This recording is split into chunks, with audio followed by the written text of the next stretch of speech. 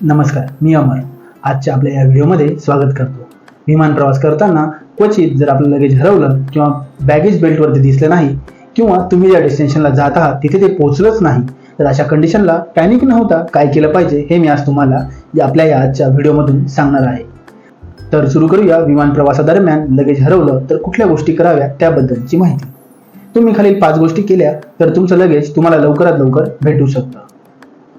Number 1, सर्वात आधी luggage baggage बेल्टवर न दिसल्यास त्वरित याबाबतची तक्रार बॅगेज डिपार्टमेंटकडे करावी. तेथे लेखी तक्रार द्यावी जेणेकरून हरवलेल्या बॅगचा शोध सुरू करण्यात येईल.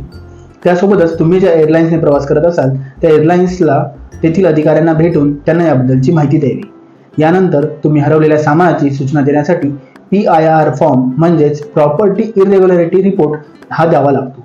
तो फॉर्म तुम्ही भरून त्यात तुमचे कोणते कोणते सामान हरवले आहे याची मूलभूत माहिती द्यावी. त्यानंतर ते तुम्हाला क्लेम टॅग देतात, तो तुम्ही हरवू नये. फॉर्म भरताना हरवलेल्या बॅगसहित एक सामानाची माहिती तुम्ही त्यांना नक्की द्यावी. या आधारे शोध मोहीम सुरू करण्यात येते. शक्य असल्यास बॅग भरल्यानंतरचा एक फोटो काढण्याचा नक्की प्रयत्न करावा. यासोबतच क्लेम टॅग तसेच पावती आपल्याजवळ नेहमी ठेवावी. त्यासोबतच नुकसान झाले असल्यास त्या नुकसान भरपाईचे नियम प्रत्येक एअरलाइनचे हे वेगवेगळे असतात. ते जाणून घेणे सुद्धा नेहमी हे फायद्याचे ठरत असते. प्रत्येक एअरलाइन्स नुकसान भरपाईची धोरणं हे वेगवेगळे असतात. उदाहरणादाखल आपण बघूया, 24 तासाहून अधिक काळ उलटूनही लगेज न मिळाल्यास काही एअरलाइन्स कपडे खरेदी करण्यास मदत करत असते. तसेच तुम्हाला जे काही अत्यावश्यक गोष्टींची गरज असते त्या वस्तूही तुम्ही बाजारातून विकत घेतल्यानंतर त्यांचे बिल सोबत सांभाळून ठेवणे गरजेचे असते.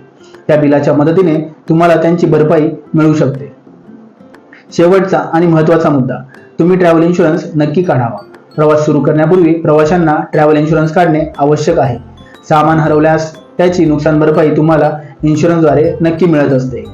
आता या सर्व गोष्टी तुम्ही केल्यानंतर तुमच्या ईमेलवर किंवा मेसेजेसवर तुम्ही लक्ष ठेवणे फार गरजेचे आहे. तुम्हाला जो काही तुमचा लगेज हरवलेला असेल ते तुम्हाला एअरलाइन्सकडून मिळण्यासाठी त्यांच्याद्वारे मेल तुम्हाला येत असतो. तसेच त्यांच्या संपर्कात राहण्यासाठी ते तुम्हाला एक पॉईंट ऑफ कॉन्टॅक्ट सुद्धा देत असतात.